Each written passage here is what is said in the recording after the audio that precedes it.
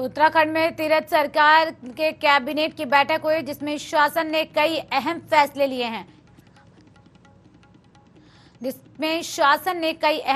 लिए हैं। मंत्रिमंडल में कोरोना के बढ़ते संक्रमण को देखते हुए देहरादून शहर में रात 10 बजे से सुबह 5 बजे तक रात्रि कर्फ्यू लगाने का फैसला लिया गया है। कैबिनेट ने देहरादून में कालसी और चक्राता को छोड़कर पूरे हरिद्वार, नैनीताल नगरपालिका और हल्द्वानी नगर क्षेत्र में कक्षा 1 से 11वीं तक के सभी स्कूलों को 30 अप्रैल तक बंद करने का निर्णय लिया है। मंत्रिमंडल ने त्रिवेंद्र सरकार के गैरसैंण को मंडल बनाने का फैसला भी स्थगित कर दिया है।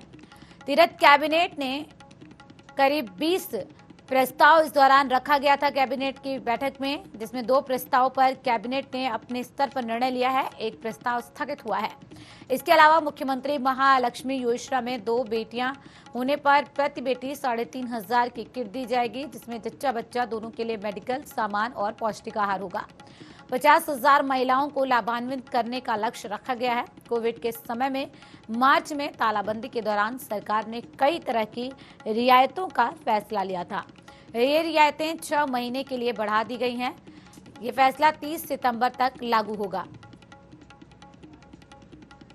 अधिक जानकारी के साथ ब्यूरो चीफ शाहीन चौधरी जी जुड़ गए हैं। शाहीन जी, कैबिनेट की बैठक में एक अहम निर्णय लिया गया है नाइट कर्फ्यू को लेकर। बिल्कुल, देखिए, जैसे आपने भी बताया कि कल कैबिनेट की बैठक हुई है और शाम तक देर तक ये बैठक चली है और कई महत्वपूर्ण निर्णय जो है कैबिनेट की बैठक ने लिए हैं।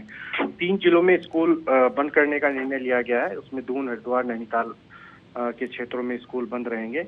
इसके साथ ही गैरसैंण को पिछले दिनों जो मंडल बनाने का फैसला लिया गया था उसको भी स्थगित करने का निर्णय लिया गया है। देहरादून में रात्रि कर्फ्यू लगाया गया है। रात में 10 बजे से सुबह 5 बजे तक ये कर्फ्यू होगा।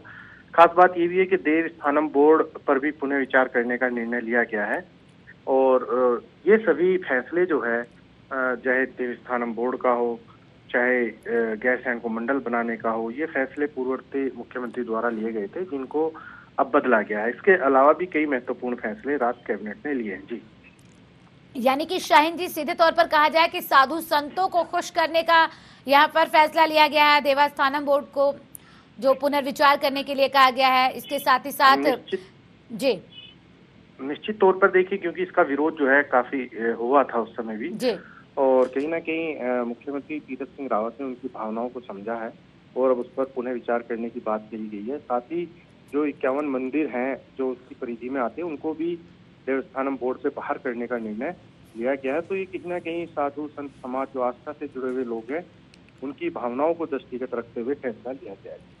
जी, शुक्रिया शाहीन जी तमाम जानकारी के लिए।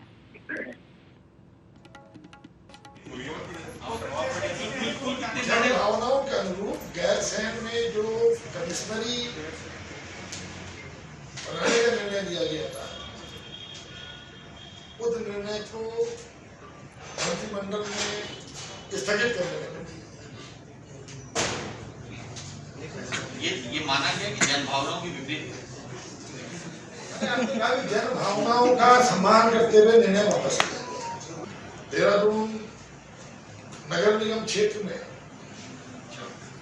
रात्रि 10 बजे से सुबह 5 बजे तक रात्रि कर्फ्यू लगाने का निर्णय भी सरकार ने मंत्रिमंडल ने निर्णय ले लिया। निर्णय जैसे ही इसका आदेश होगा वैसे लागू हो जाए। सर, सिर्फ देहरादून में या और जिलों में? केवल देहरादून नगर निगम क्षेत्र। 10 बजे रात से सुबह 5 बजे। कोविड के बढ़ते हुए केसों की स्थिति को देखते हुए संपूर्ण देहरादून जनपद में कालसी और चक्रोता को छोड़कर क्षेत्र को छोड़कर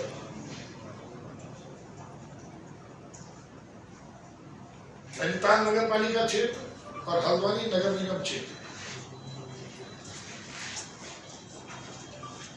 और संपूर्ण हरिद्वार जनपद में 1 से लेकर 12वीं तक के स्कूलों को बंद करने का निर्णय 30 अप्रैल तक सरकार के द्वारा लिया गया। गेहूं की खरीद होनी है रबी विपणन में, उसको लेकर सरकार ने लिया। जो हमारा लक्ष्य है, जो हम 2 2.2 लाख मैट्रिक टन गेहूं का टारगेट है खरीद का, जिसको विगत वर्ष के मुकाबले जिसमें 1975 रुपए एमएसपी प्लस 20 रुपए बोनस का निर्णय लिया है, जिसके लिए 4 क्रय एजेंसियां हैं और 241 खरीद केंद्र बनाए जा रहे हैं, जिनके माध्यम से ऑनलाइन ये गेहूं की खरीद की जाए। 20 रुपए बोनस प्लस 1975 रुपया उसका एमएसपी।